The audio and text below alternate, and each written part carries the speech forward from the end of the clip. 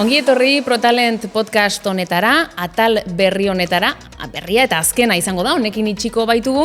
Eta ondarreko honetarako tolosar bat ekarri dugu, tolosar bat gonbidatu dugu, Ainhoa Elola da bera, hanpon 6 urte terdi daramatza lanean, eta IT taldeko kidea da, baina bera kontatuko digu, xehetasunean zein den bere lana. Ainhoa, kaixo? Kaixo, ongi etorri. Eskerrik asko. Bueno, zerbait aurreratu dugu, baina konta iguzu, hanpon zein alorretan egiten duzun lanzuk.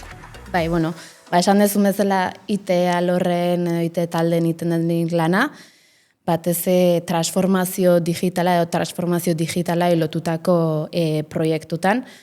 IT taldea bi adarretan banatze dugu batez, alde batetik daukeu, softwarea esango genukena, softwarea azkenen da aplikazioak, sistema informatikok eta horrelako gauzak lantzen diteun adarra, eta bestetik daukeu hardwarea edo sarek, azpiegiturak eta lantzen diteun, eta zibersegurtasuna baita ere lantzen duen aldea esango dugu. Eta ni batezen hau enfokatuta softwareko alderdi hortan, aplikazion proiektu informatiko eta aplikazio berrik implantatzen kudeaketan, haitzen naiz batez. Eta gaur egun IT alorrean, non daukazu jarrita fokoa, esango dugu? Gaur egun, orain dela azken urte hauetan, batez sistema informatiko berria implantatzen ibili gea, eta buru belarri hortan ibili naiz, porque proiektu potolo xamarra izan da, eta horko gestore edo kudeatzaile izan da, batez horta dedikatu naiz. Orain dela 2 urte eta erdiola jarri genuen Idiazabalen martxan, eta aurten beste Arabia Saudin daukeun plantan implantatu dugu, eta martxotik proiektu horren estabilizazioan gabiltza bat. Proiektu global bat da, planta guztietan aplikatzen dena edo aplikatuko dena? Hoi da, bai. Idiazabaleko plantan ja martxan dago, eta esango genuke estabilizatuta daola, naiz eta oraindik igual gauza txiki batzu falta izan. Arabiako plantan esan bezala martxon hasi ginen, eta horko estabilizazioan gabiltza bain, eta urrengo urteai behi da, gure Indiako plantan martxan jartzea da intentzioa. Pentsatzen dut horrek planta desberdinen arteko kolaborazio oso estua, harreman estua eskatzen duela? Bai, beharrezkoa da kolaborazio izatea, batez proiektua baita ere ondo ateratzeko, eta azkenen gauza batzuk gaizkigitek ondorio larri batzuk ekarri ditzake, bai galera ekonomikok, bai produkzioa gehatza, eta orduan oso importantea da elkarren arten lana egitea. Idiazabalen dauzkeu pertsona batzuk edo langile batzuk klabe bezala dienak, eta Arabian eta Indian berdin. Eta iteko langileekin batea oso garrantzitsua da elkarlana, eta ez dakit elkarren arteko lankidetza bermatzea. Azken baita ere Idiazabalen daukeun esperientzia kontun hartuta, oso lagungarria da, eta bai Arabiakontzako eta bai Indiakontzako erreferente bezala jokatu behar deu. Eta beti horregon. Eta nola da kultura oso desberdinak dituzten planta horiekin, pertsona horiekin lan egitea?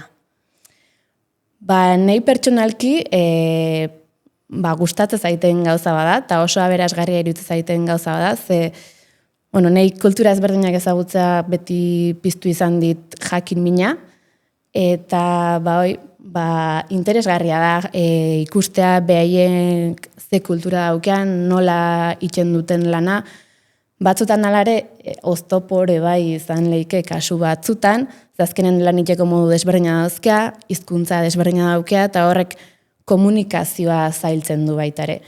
Baina aldi beren, bakoitzan borondatea kontun hartuta, eta bakoitzak intentzio ona jartzen badu ez, bere alde onare bai izan leikez, iritzi desberdinak kontun hartzea, eta aberasgarria izan leike, eta seguruna, edo kasu honetan Arabiako kasun izan da bezala, puntu onak bai izan ditu, eta lankidentza indartsua lortu deu, eta baita Idiazabaleko eta Arabiako planten arteko komunikazioa hobetu da. Plus bat da, alegia. Hoi da. Tira, kanpotik ikusita behintzat, mundu digitala sekulako azkartasunez ari da garatzen ziztu bizian.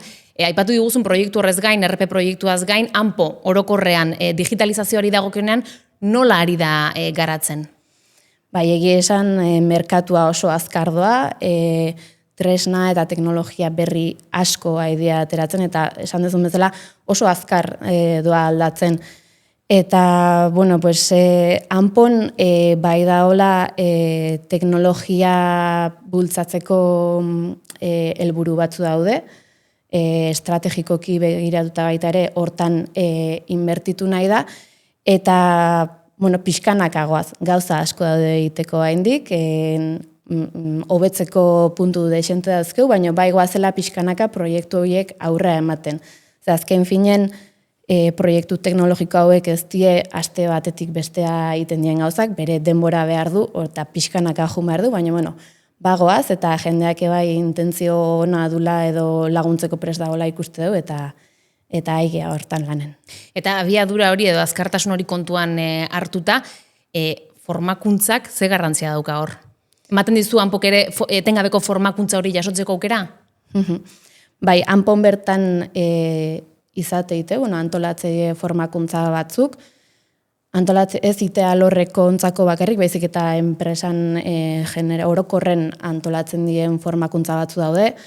Adibidez, Word, Excel, PowerPoint, olako aplikazio oinarrizkok nola erabili edo behaien erabilera hobetzeko formakuntza batzuk izateie. Baita ere ematen ditu, baina dela gutxi izan dugu adibidez, hanpoko produkzioa ilotutako edo produzitzen dien produktui buruzko formakuntzak, eta hortaz aparte egitea lorra ilotutako espezifiko goke bai iten diteu gure taldetik. Adibidez momentu hontan, sapeko formakuntza espezifiko batzuk aigea antolatzen, tekniko dienak, eta hortaz aparte tarteka, hanpotik kanpoko hitzaldi edo ekitaldi eta jutegea, ze teknologia datozen ikusteko, ze onurak ekarri ditzaketen, nola aplikatu teknologia horiek kanpon, pixkat atzea ez gehatzeko. Ze holakotan espazea formatzen, atzea gehatu lehikezu eta eguneratzea beharrezkoa da, beharrezkoa. Adimen artifiziala, inteligentzia artifiziala ere ziztu bizian doa. Nola ari da integratzen nau hanpo? Inteligentzia artifiziala sartu nahi duen gauza bada, baina oraindik pauso txiki batzu bakarrik eman diteu. Oraindik da gai bat jende askok edo ez daukena ezagutza handia edo jakintza handia, orduan pixkanak gabiltza, baina bai dauzkeulaia proiektu txiki batzuk martxan. Adibidez, salmenta eskari bat sartzen da momentun, bezeroak dokumentazio luze bat bialtzen digu, bere espezifikazio guztikin, ze gauza nahi ditun espezifikatuz, produktua nolakoa izan bardun eta bar, eta gaur egun ingenieroak edo errebisatu behar izateu dokumentazio guztioi. Intentzioa da, inteligentzia artifizialakin lagunduta, inteligentzia artifizialak dokumentu irakurtzeko gai izatea, eta hortik datu esanguratsunak eta lortzea, eta sisteman integratzea zuzenen, eta laburpen bat ebaiitea. Baita ere beste proiektu bat martxan daukeuna da, kalitatekin lotuta da ona. Azkenen ekoizpen prozesua aurra di joan enen, piezak askotan poroak edo pitzadurak edo izan ditzazkete, eta orduan inteligentzia artifizialan bidez pitzadura horiek edo poro horiek detektatzen errezago lagundu lehikez, askotan ikusiz bakarrik ez da antzematen zerbait da hola. Beste tema bate bai bastante aigean aurratzen da, makina eta ekipon monitorizazioan. Monitorizazio horrek laguntzen dizu, momentun ze pasatzen nahi dan ikustea, eta etorri deizken matxura horiek aurre ikustea baita ere. Pentsatzen dut, zibersegurtasuna bermatu beharreko zerbait dela, ez? Garrantzizko zerbait dela. Ez dakit alor horretan nola zaudeten? Bai, azkenen gai hau baita ere da puri-purin dagoen gai bat.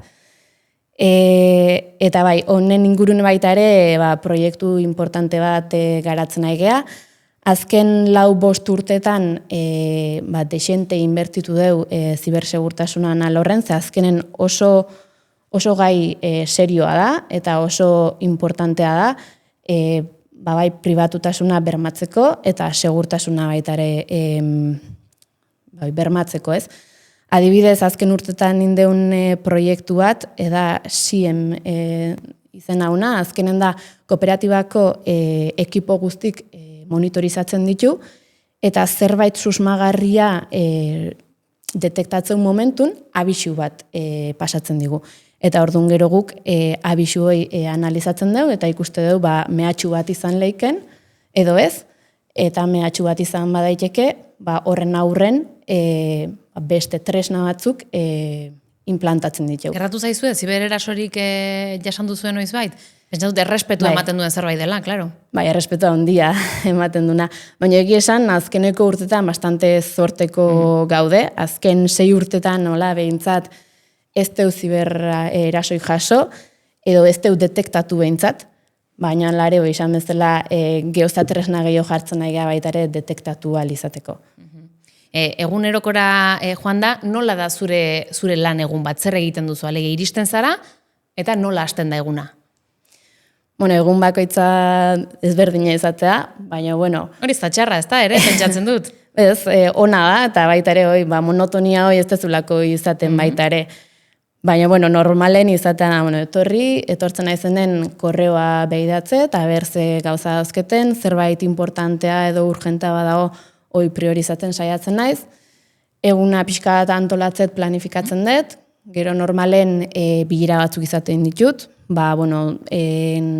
gaur egun dauzkeun arazok nola konpondu hitzeiteko, proiektu berriz hitzeiteko, proiektu bat aurra dijoan enen, fase batzutan definizio fase bate bai otea, eta nola definitu edo ze behar dauden identifikatzeko ere bai erabiltzailean aldetik, eta gero nire denbora librean nire zereginak iteitut. Hornitzaiekin egoten naiz asko, ze normalen iten diteun garapenak, aplikazio garatzeko garaien garapen horiek hornitzaiek iten dizkigue, eta beraiek planifikatzen ditut, edo zer egin dauzkean priorizatzen diet, behin ja garapenak inda baita ere, beste batzutan probatzea tokatzea, probak eba egite ditut, proiektun fase ezberdinak planifikatzea ditut baita ere, gero baita ere Power BI-kin datuak analizatzeko eta informek eba egiten aigea, eta pixkatu izatean ere eguna.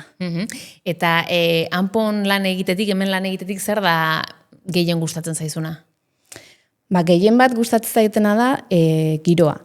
Batez giroa, jendearekiko gertutasuna baita ere, eta orokorren jendea laguntzeko prest egoteala. Eta horrek baita ere iteo azkenen lan eremu erosogo bat izatea, ez, edo atxekinago bat izatea, eta batez hori gustatzen zait. Eta gero baita ere gauza asko itxeko egoteare bai gustatzen zait, azkenen horrek mateit aukera azteko, ikasteko, bai pertsonalki eta bai profesionalki. Tia, dena ez da perfektua, galdetuko dizut ere zer den gutxien gustatzen zaizuna edo kaso zailena egiten zaizuna? Bai, dena ez da erresa izaten, eta batez gure alorren azkenen nola bultzatzen ditzeun teknologia berrik, laniteko modu berrik. Askotan jendeak pixkat eukitzeu beldurra bezala hoiek erabiltzaz azken, baina normala da baita ere, ez? Ohituta daude modu batea lan iten, eta azkenen sistema berri bat edo zerbait berria proposatzen danen behaien laniteko modua aldatu behar dute. Orduan nola batxe barrera bat bezala jartzeue hasiera baten, jendea ez da hain gustatzen, baina hasieratik lan, ondo edo modu berri horrek ez dizu erakusten ze onura ekarriko dizkizun edo zaila da ikustea, gero ze onura ekarriko dizkizun. Baina, gero ja prozesu barneratzen eta sistema ezagutzen juten dienen normalen jendea bastante gustatzea eta hori bai gustatzen zaidea asetzen diten gauza bada. Gauza polita da hori.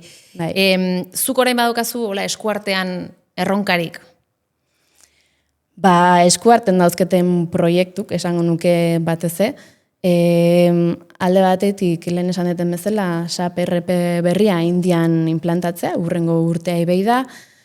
Baitare tokatzen zaigu SAPeko bertsio berria instalatzea, horrek suposatzen duena, porque azpiegitura batzuk aldatu behar die, gero prozesu guzti bereze probatu behar die, ondo funtzionatzen dula bermatzeko.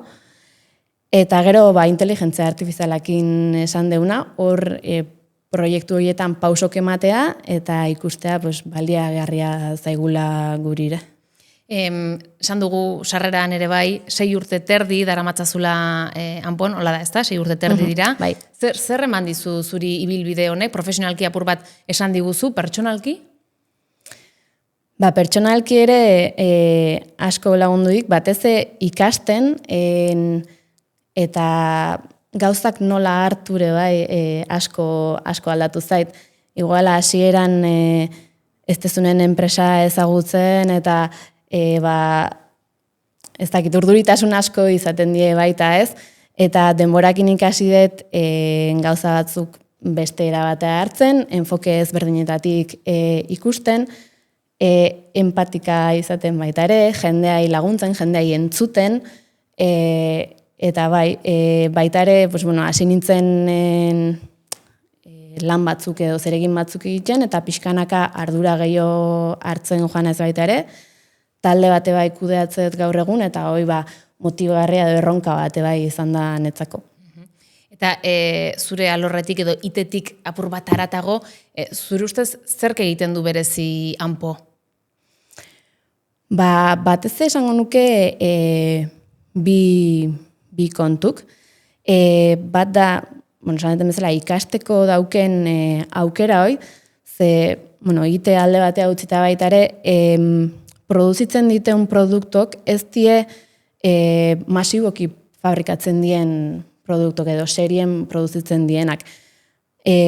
Produkto oso espezifiko die, bezeroai asko enfokatuta, bezeroak espezifikazio asko ematen dizkigu, eta orduan oso produktu pertsonalizatuk iten ditugu. Segun bezeroak ze eskatzeigun. Horrek bere alde onak eta bere alde txarrak izan ditzazke, ze lan gehiago suposatzen du baita ere ondo dena espezifikatzen. Baina alde onak bai dauzke, ze ikasteko eta azteko aukera ematen dizu. Eta gero baita ere esango nuke oso interesgarria dara, lehen esan deten giroi, elkarlana, kooperatiba bat dan aldetik elkarlana sustatzen da, eta baita ere zure iritziak eta esateko eta entzuteko zea batzuk daude, leku batzuk daude, ez? Eta hori bai oso interesgarria iruditzen zait, porque denai gustatzen zaigu entzutea eta beste iritzi jakitea.